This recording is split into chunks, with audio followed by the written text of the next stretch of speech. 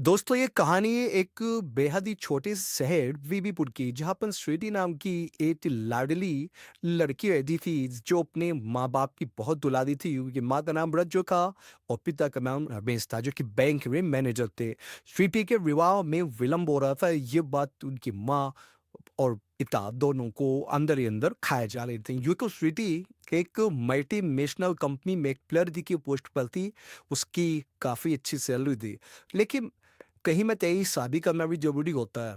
उनके माँ-बाप जब भी स्वीटी से बात करते, स्वीटी हमेशा टाल जाती। लेकिन एक बहुत ही अच्छा रिश्ता उसी शहर का आने के कारण उनकी माँ और पिता दोनों ने स्वीटी को बहुत समझाया कि ये रिश्ता बहुत ही अच्छा है और जो लड़का है रंजीत, उसके जो पापा है वो मेरे बचपन के दोस्त रह चुके हैं। इसलिए इस रिश्ते को हाँ बोलने में तुम्हें कोई भी ज़्यादा दिक्कत नहीं होनी चाहिए। माँ-बाप की समझाने पर स्वीटी शादी के लिए तैयार हो जाती हैं।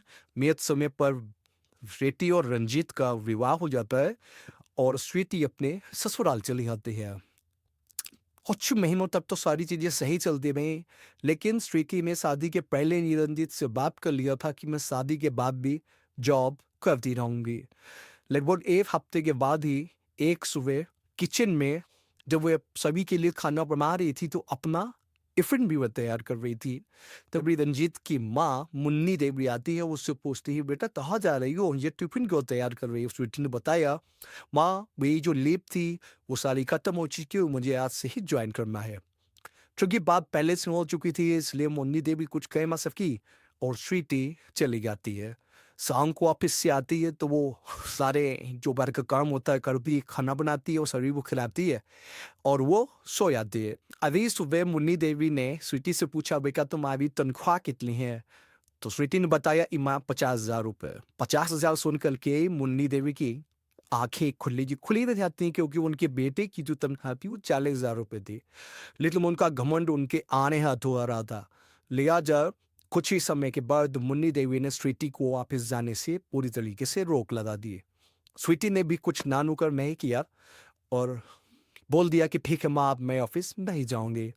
लेकिन इधर होता क्या है, रंजीत ने बैंक से 10 लाख रुपए का लोन ले लिया था स्वीटी की तनख्वाह को देखते हुए कि आधी जो ईएमआई मैं पे कर दूंगा और आधी स्वीटी से पे करवा दूंगा।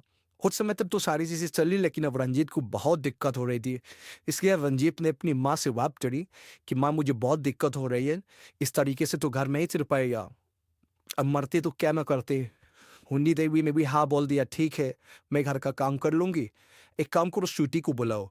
अब स्वीटी को बुला कर के उनकी सास ने समझाया, बेटा तुम बहुत पढ़ी-लिखी हो, इस तरीके से घर में मैंने तुम्हें बैठा दिया ये ठीक नहीं है। तुम वापस से जॉब कर सकती हो।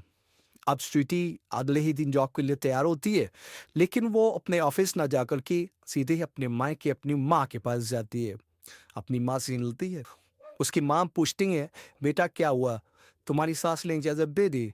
स्वीटी ने बोला, "माँ, ये सब आप ही ने मुझे सिखाया था वरना मेरे घर में भी बहुत लड़ाइयाँ होती और रिश्तों में दरार आती। आपके कहने पर मैं शांत रही और एक समय के बाद उन सभी लोगों को समझ में आ गया कि मेरी जॉब उस घर के लिए कितनी ज़रूरी है और इस तरीके से हमारी जॉब वापस चलने लगी।" तभी उनकी माँ ने बोला कि, "बेटा चाय बना लूँ? चाय पी लो?" स्वीटी ने बताया, "नहीं माँ, मेरी सास मेरा इंतज़ार कर रही है। खाना और नाश्ता सारी चीज़ें शाम को वो बना कर के रखेगी।"